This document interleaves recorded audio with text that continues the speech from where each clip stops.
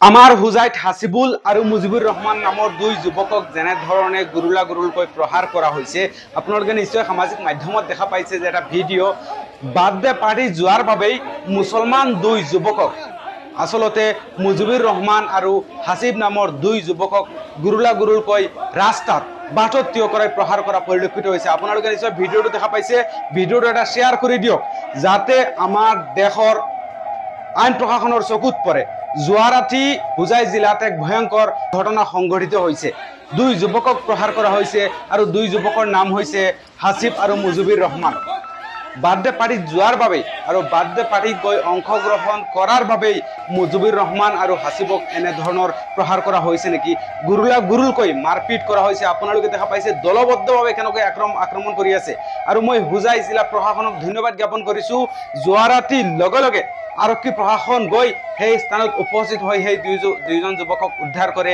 সেই যি স্থান অসম্প্ৰীতিকৰ পৰিৱেশৰ সৃষ্টি হৈছিল সেইখিনি পৰিস্থিতি আচলতে নিয়ন্ত্ৰণ কৰিবলৈ হুজাই জিলা প্ৰশাসন সেইখিনি স্থানত উপস্থিত হৈ যুৱক দুইজনক উদ্ধাৰ কৰিছে। এজন পুলিচে দেখা পাইছে সেই যুৱকজনক কেনেকৈ ৰক্ষা কৰি আছে, এজনে মাৰিবলৈ চেষ্টা কৰি আছে, তথাপিও সেই পুলিচগৰাকীয়ে ৰক্ষা কৰিবলৈ চেষ্টা কৰি আছে। আপোনালোকে ভিডিঅ'টো শ্বেয়াৰ কৰি দিয়ক, কমেণ্টত আপোনালোকে আসাম পুলিচক মেনশ্যন কৰক, আপোনালোকে আমাৰ অসমৰ DGP মহোদয়ক মেনশ্যন কৰক। আৰু আমাৰ হুজাই জিলাৰ আমচুৰ মনোৱাৰ হুছেইন বকুলদাই ইতিমধ্যে 12 ঘণ্টা সময় বান্ধি দিছে। যোৱাকালি কিছুমান ছাত্ৰ প্লাছ তেখেতসকল ব্যক্তিগত টিউটৰ এগৰাকী তেখেতৰ ছোৱালী মানে সহপাঠী বা মানে ষ্টুডেণ্ট প্লাছ তেখেতৰ মানে সহকৰ্মী বাৰ্থডে আছিল।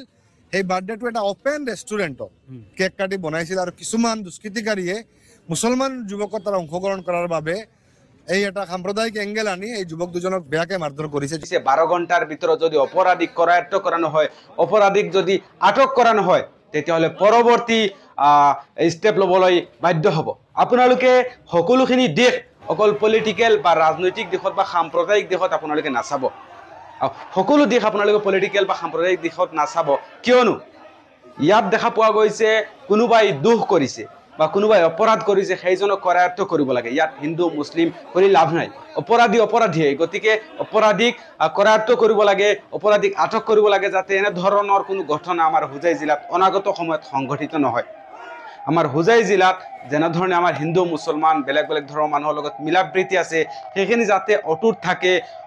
আচলতে বহু দিনৰ পৰা আমি এনেধৰণে বসবাস কৰি আছোঁ, কিন্তু কোনোবা দুষ্ট চক্ৰই হয়তো আমাৰ মাজত কিবা হিংসাৰ ভাৱ জন্ম দিয়াৰ বাবে এনেধৰণৰ কুকৰ্ম এনেধৰণৰ কাণ্ড সংঘটিত কৰি আছে। আপোনালোকে নিশ্চয় সামাজিক মাধ্যম যদি খুলিছে, হুজাই জিলাত দেখা পোৱা গৈছে যে এই ভিডিঅ'টোক লৈ, এই কাণ্ডক লৈ ৰাতিপুৱাৰ পৰাই চৰ্চা চলি আছে। যোৱা ৰাতি যি ঘটনা সংঘটিত হৈছে সেই ঘটনা যাতে অনাগত সময়ত আমাৰ হুজাই জিলাত কোনো ধৰণৰ ঘটনা সংঘটিত নহয়। আৰু কোন এইসকল ইমান সাহসী যুৱক যিসকলে দুজন যুৱকক গুৰুলা গুৰুলকৈ প্ৰহাৰ কৰি আছে, দলবদ্ধভাৱে আক্ৰমণ কৰা পৰিলক্ষিত হৈছে। এইসকলৰ ইমান সাহস ক'ত? আমাৰ হুজাই জিলাত সাম্প্ৰদায়িক কিবা সংঘৰ্ষ লগোৱাৰ চেষ্টা কৰিছে নেকি? সেইসকলক আমি আমাৰ দেশৰ আইন প্ৰশাসনৰ ওপৰত সম্পূৰ্ণ আস্থা বিশ্বাস আছে। সেই দোষীক যাতে আচলতে দোষীক উপযুক্ত শাস্তি পায়, উচিত শাস্তি পায়, কৰায়ত্ব কৰিব লাগে, আটক কৰিব লাগে যিসকলে দোষ কৰিছে বা অপৰাধ কৰিছে বা গুৰুলা গুৰুলকৈ প্ৰহাৰ কৰি আছে। হুজাই জিলা বা আমাৰ অসমৰো আৰক্ষী বিষয়াসকললৈ অনুৰোধ থাকিল, DGP মহোদয়লৈ অনুৰোধ থাকিল, ৰিকুৱেষ্ট থাকিল, আপোনালোকে এই দেশটো সুন্দৰভাৱে চাওক। আপোনালোকে যিসকলে দোষ কৰিছে, যিসকলে আচলতে অপৰাধ কৰিছে, যিসকলে এনেধৰণৰ গুৰুলা গুৰুলকৈ প্ৰহাৰ কৰিছে, হিন্দু হওক মুছলমানেই হওক, আপোনালোকে এইসকলক নাকি লগাওক, এইসকলক আপোনালোকে আটক কৰক আৰু আইনীভাৱে আইনী প্ৰক্ৰিয়াৰে এইসকলক উচিত শাস্তি দিয়ক, যাতে অনাগত সময়ত আমাৰ হুজাই জিলাত এনেধৰণৰ কোনো ঘটনা সংঘটিত নহয়।